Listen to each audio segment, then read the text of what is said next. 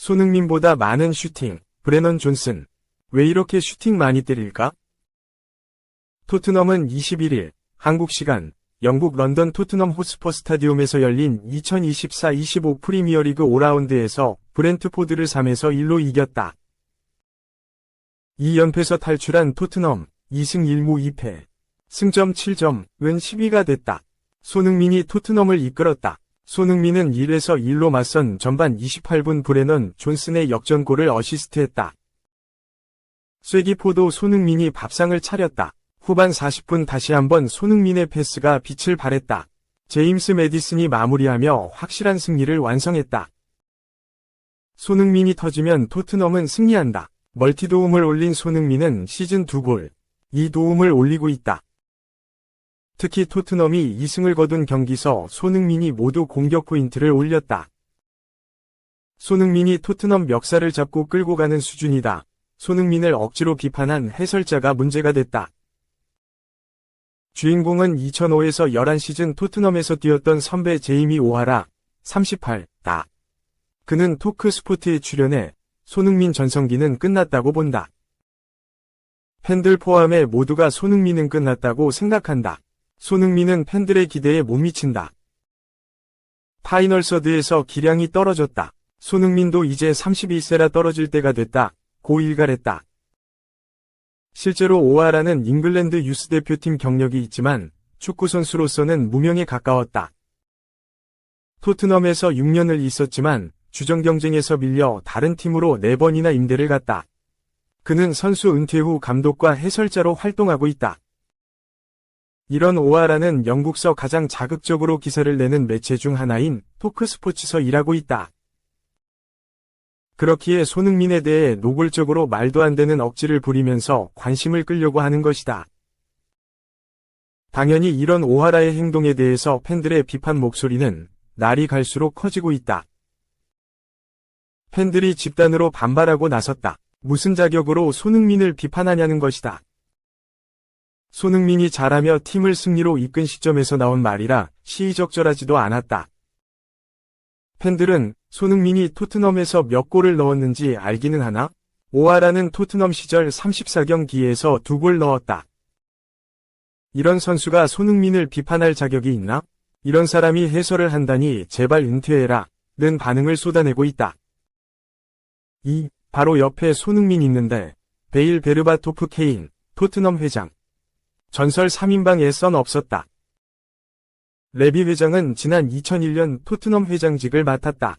토트넘은 그의 실리적 운영 밑에서 프리미어리그, PL, 빅6로 성장했다. 새로운 경기장과 훈련장을 지으며 PL 최고 수준 시설을 자랑하며 재정도 안정적이다.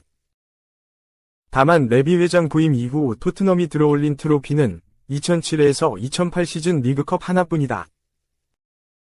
당시 토트넘은 후안데 라모스 감독이 지휘하고 있었고 조너선 우드게이트가 결승전 최우수 선수로 활약했다.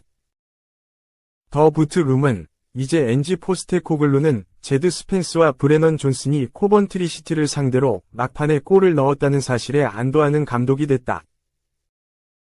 그는 이번 시즌 트로피를 획득하고 가능한 모든 걸 걸고 경쟁하고 싶다는 어려운 열망에 대해 종종 얘기해왔다 라고 전했다. 레비 회장은 최근 팬들과 소통하는 자리인 팬 포럼을 열었다. 여기에는 레비 회장뿐만 아니라 포스테코글루 감독과 주장 손흥민, 요한 랑케 디렉터 등도 함께 참석해 이야기를 주고받았다. 이 자리에서 레비 회장은 지난 20여 년간 가장 큰 업적이 무엇이냐는 질문을 받았다. 그는 유럽축구연맹, 우에파, 챔피언스리그, UCL, 결승전에 진출하는 건 분명히 이 클럽의 큰 유산이라고 생각한다 라고 답했다. 지난 2018에서 2019 시즌 UCL 준우승을 최대 업적으로 꼽은 것. 그런 뒤 레비 회장은 새 경기장 개장과 월드클래스 선수들 발굴을 언급했다. 그러면서 그는 이 클럽에 훌륭한 선수들이 많이 있었기 때문에 정말 어렵다. 그래서 베일과 베르바토프, 케인 외에는 뽑지 못하겠다. 우리는 계속 나아간다 라고 말했다. 구단 레전드를 뽑으면서 바로 옆에 있는 손흥민은 빠뜨린 것. 물론 베일과 베르바토프, K인 3명 모두 위대한 선수들인 건 맞지만 기여도 면에서 보면 손흥민도 전혀 밀리지 않기 때문에 다소 아쉬움이 남는다. 특히 베르바토프는 토트넘에서 2년밖에 뛰지 않았다. 그는 토트넘 유니폼을 입고 102경기에 출전해 46골 29도움을 올리며 인상적인 활약을 펼치긴 했지만 오히려 맨체스터 유나이티드에서 보낸 시간이 더 많았다. 반대로 손흥민은 지난 2015년 여름 토트넘에 합류한 뒤 한 번도 팀을 옮기지 않았다. 그는 토트넘이 어려울 때도 위리를 지키며 남았고 지난 10여 년 동안 414경기 164골 86도움을 기록하며 명실상부한 구단 전설로 등극했다. 베르바토프보다는 토트넘에서 더 많은 족적을 남겼다. 한편 손흥민은 팬포럼에서 토트넘에서 은퇴할 것이라 생각하느냐는 질문을 받았다. 그는 축구에서 미래는 알 수 없다. 난 아직 토트넘과 계약이 남아있고 여기에서 뛴 지 거의 10년이 됐다. 내가 여기서 얼마나 행복한지 상상도 못할 것이라면서도 난 이번 시즌에만 집중하고 있다. 내가 원하는 건 우승이다. 어느 날 내가 토트넘을 떠날 땐 모두가 웃으면서 날 전설로 불러주면 좋겠다 라고 말했다. 그러자 토트넘 팬들은 곧바로 박수갈채와 환호성을 보내며 미소 지었다. 3. 충격. 토트넘. 손흥민과 재계약 협상 없었다. 직접 이변선, 대화 없었어. 최선 다할 뿐. 토트넘 후스퍼는 27일 오전 4시 이하 한국 시간 영국 런던에 위치한 토트넘 후스퍼 스타디움에서 열리는 2024에서 25시즌 유럽 축구연맹 우에파 유로파리그 U21 리그 페이즈 1라운드에서 카라박과 만난다. 토트넘의 이번 시즌 U21 첫 경기다. 손흥민은 경기를 앞두고 엔제 포스테코글루 감독과 함께 사전 기자회견에 임했다. 영국 풋볼 런던에 따르면 손흥민은 재계약 관련 질문을 받았다. 이번 시즌을 끝으로 손흥민과 토트넘의 계약은 만료되는데 아직도 손흥민의 계약 연장에 대한 공식적인 발표는 없다. 모두의 관심이 쏠리는 상황이다. 손흥민은 우린 아직 아무 대화도 하지 않았다. 나로서는 명확하다. 이번 시즌에 집중하고 있다. 현재 나이에는 모든 순간이 목표다. 특히 이번 시즌 우리는 많은 대회를 나가야 하고 더 많은 관리가 필요하다는 것을 느낀다. 이번 시즌에 완전히 집중하고 있고 모든 클럽이 받고 싶은 우승을 하고 싶다. 미래에 무슨 일이 일어날지 모르지만 나는 이 클럽을 위해 모든 것을 바칠 것이다. 10년 동안 이미 그래왔다. 라고 말했다. 8개월 뒤가 되면 손흥민은 토트넘과의 계약이 끝난다. 그런데 아직도 토트넘과 손흥민 간의 대화가 없었다는 점은 다소 놀랍다. 이미 지난 시즌부터 손흥민의 계약과 관련하여 영국 언론의 추측은 끊이질 않았다. 기존 계약에 삽입되어 있던 1년 연장 옵션을 토트넘이 발동할 것이라는 의견과 장기 재계약을 체결할 것이라는 의견 둘로 나뉘었다. 그러던 중 1년 연장 옵션 쪽으로 많이 기울었다. 1992년생 손흥민의 나이를 고려하면 섣불리 재계약하는 것보다 1년 연장 옵션을 발동하여 상황을 더 지켜본 뒤 1년 뒤에 미래를 결정해도 되기 때문이다.